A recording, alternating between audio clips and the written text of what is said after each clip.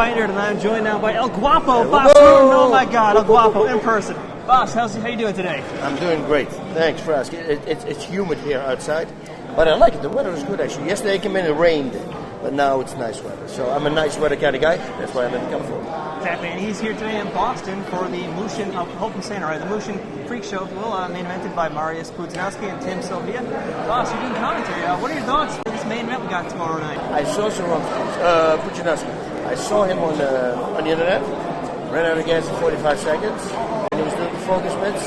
He's very, very strong. He beat his first two opponents, but it wasn't beautiful. But he's powerful, you know. So with all that together, I think that if it's the first 3 minutes, Pudzianowski might have a chance with landing a big blow and knock him out. After that, I think he's going to gas.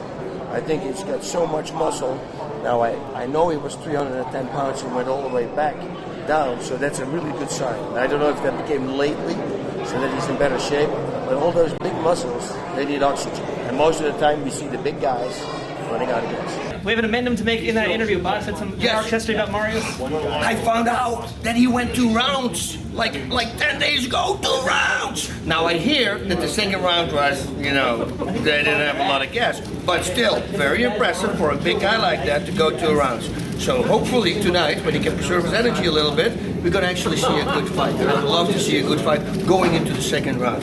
Still, I think he's going to run out against the first round if the pressure is going to be on. But I'm amazed with the fact that he fought 2 rounds. There you go. So Bas Rutten is human after all. He makes mistakes. He makes mistakes. Godspeed, party on. I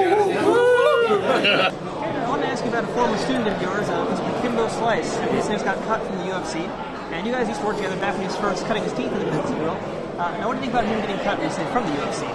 Yeah, I know. I heard about it. So yeah, you know, that was about to happen. You know, you got to win. It's very simple in the UFC. And Dana said, "We'll give him a chance," and the chance is over. So hopefully he can pick it up and go somewhere else. But if he still trains the same with what he did with me, then I don't see a high goal. But I hope he changed. Like for instance, he would fight, and then the 4 months in between the next fight, he wouldn't do anything.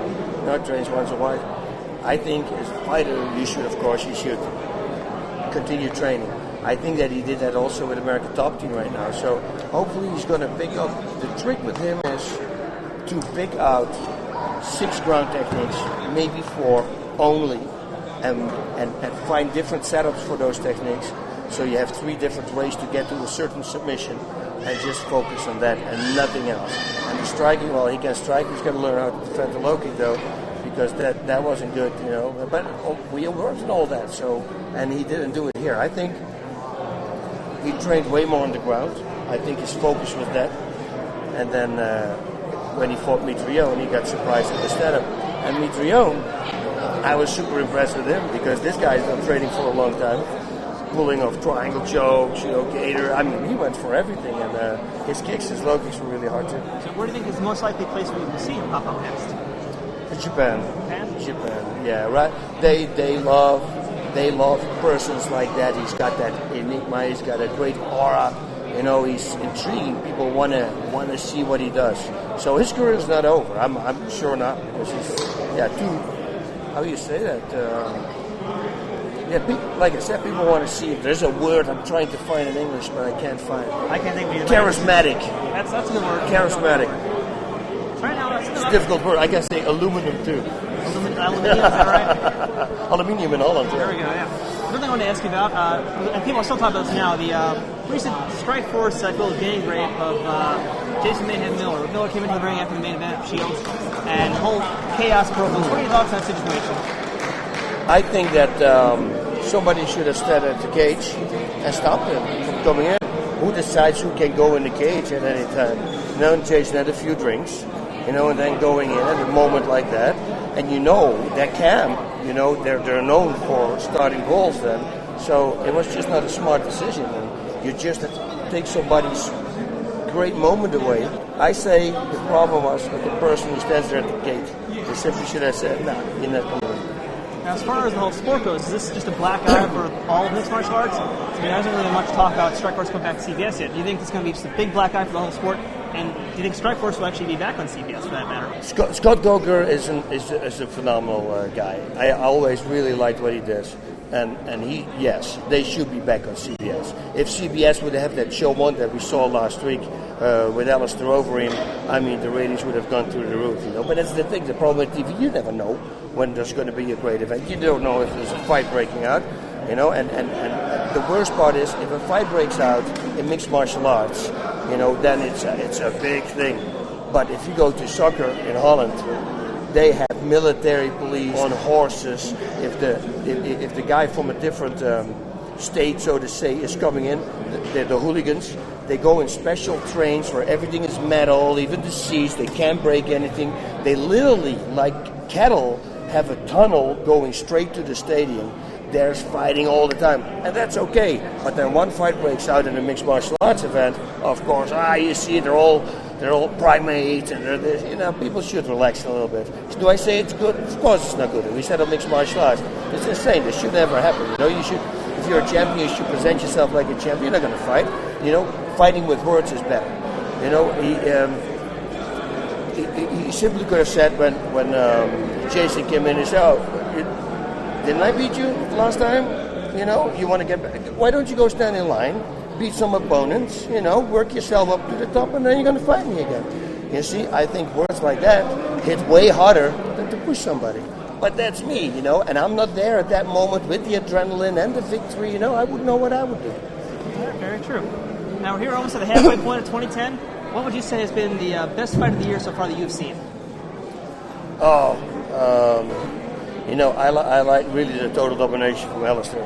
I really like that fight. I mean, the way he handled himself, was a lot of pressure on him coming in, and all the people, you know, all the rumors, all the, you know, and he's just a freak show, and he showcased what he can do. And I see this guy training in Holland on the folks with the Thai pads. I wouldn't fight him. I always fought a heavyweight because I didn't want to cut weight. And I never had to cut weight because I'm walking around 205. I'm maybe 210 right now. You know, but I always said I want to keep eating what I eat. And at that time, and now you got guys coming in with a lot of technique who are 245 pounds and up. You know, I always said they should get another weight class. I think the leap from 205 to 265 is too big. You know, every weight class is like 15 pounds, and suddenly from 205 to 265, I go, you know, they should have one in the middle. Let's say 205 to 235. And then you call that heavyweight. 235, you call that super heavy, and then after that, you call it Hulk weight, whatever you want to call it. Enormous weight. Enormous! That's the word again. Enormous weight class. If you're a guy and you're walking around, let's say, 225, you know, and you fight a guy who cuts down from 285 to 265, you're going to fight a Brock Lesnar, you know, and you're 225, and you're training, you can't get any more weight. That's a lot of weight difference, you know, and